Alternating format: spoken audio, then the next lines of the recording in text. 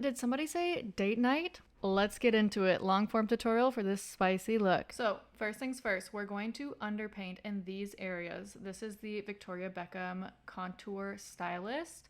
And I really like this because it is creamy and easily blended out, but it adds a lot of drama to the face, especially if we put it under everything else. Also, two things. One, my base is just an oil. I have a light oil on my face. It's actually one that my husband makes for his face, and I love it, and my skin loves it, so I've been using it. But secondly is, you know what works best for your face shape and where the contour looks best on your face. So essentially, we're contouring in this stage. So you should do what works best for your face shape. If there's anything here that you think, oh, I'm gonna try contour in that area, never thought of that, it might lift my face, try it. Go ahead and play around and figure out what works best for you, or just do what you already know. Then I went in with Makeup by Mario's Soft Sculpt Bronzing and Shaping Serum in shade Light, and I'm just taking this around the outside of my face, really all over, because I really just wanted to be so tan.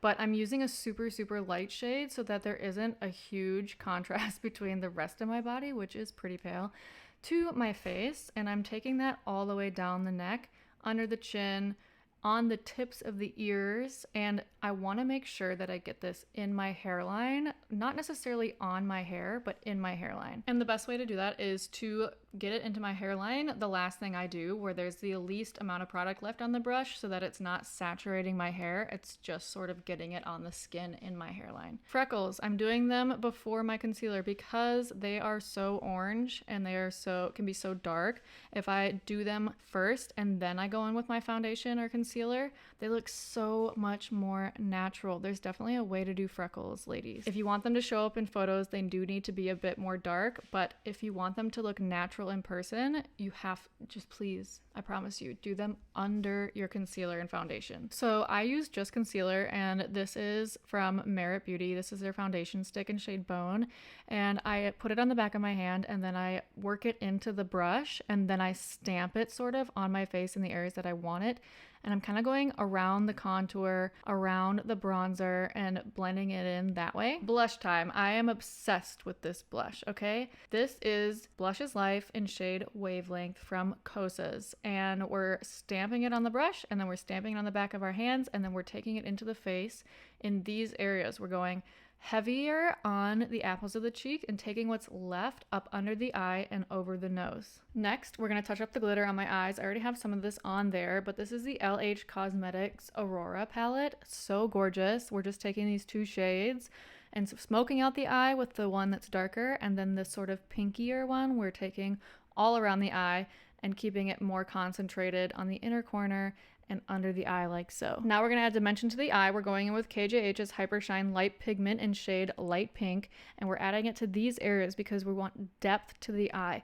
We're adding this lighter light pink, more high pigmented product so that it creates that dimension to the eye. See how you can see it pop within the other glitter? That's what we want. It's going to take your makeup look from, I feel like, normal to something extra special by doing this, by creating depth. Next, we're going in with Makeup Forever's Artist Color Pencil in shade Endless Cacao, and we're just sort of creating a shadow on the lips. You see how I'm just sort of lightly putting it on and then blending it with my finger, and what I'm doing when I blend it like that is I'm creating a blurred line, which is going to allow the product to go just above my lip line, but also down on the lip, and it's going to create that nice, evenly spread product and shadow. I take what's left on my finger and I put it on my nose, and after the Endless Cacao, we're going to go in with Say's Lip Liner 101 in shade Flirt, and we're just going to line the lips and sort of take it on the lips too. If you are afraid of being a cool girl and doing a really cool tone like Endless Cacao, this shade would be perfect for you. Next, I want to add a wing to my eye, but I don't want it to be super harsh, so I went in with the Creator palette from Hourglass. This is the Minimalist palette,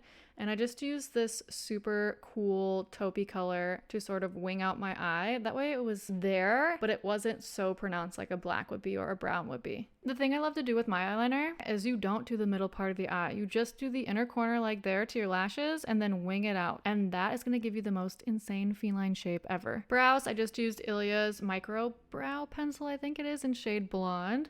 with a brow gel that I can't tell you what it is yet because it's not quite out yet. I just go in and fill them in after I've already put the brow gel in because that shows me where I have sort of a sparse area, and then my brows also aren't very long at the end, so I just elongate them. Endless Cacao for more freckles. Do you need to do this? No. Did I do it? Yes, because it's extra and I love the cool tone freckles over the top. Now it's time for the lips, everyone's favorite thing, KJH. This is their soft smudge lip and cheek in shade Soft Raisin, and we're just gonna lightly take that around the outsides of the lip, sort of keeping it there with a little bit on the whole lip, using our finger to blend it out because we love a blurred lip. And you are totally right, we're going to create some more dimension on the lip, and we're going to go in with the shade Soft Coral just in the middle of the lip, so slightly, and working it out. And the icing on the top of the cake, literally KJH and that Hyper Shine pigment in shade Light Pink on the Cupid's bow. Oh, I can't stop doing it. It's my favorite thing ever. All right, for me, I have dry skin. I like to go in with a spray. This is the Iris and Romeo, the Reset. This makes my skin look like skin. It's so gorgeous. After that dries, we're going in with powder. This is the Makeup by Mario's Surreal Skin Soft Blur Setting Powder in shade 2 Neutral. I would even maybe do number 1 instead of number 2, but I don't have that.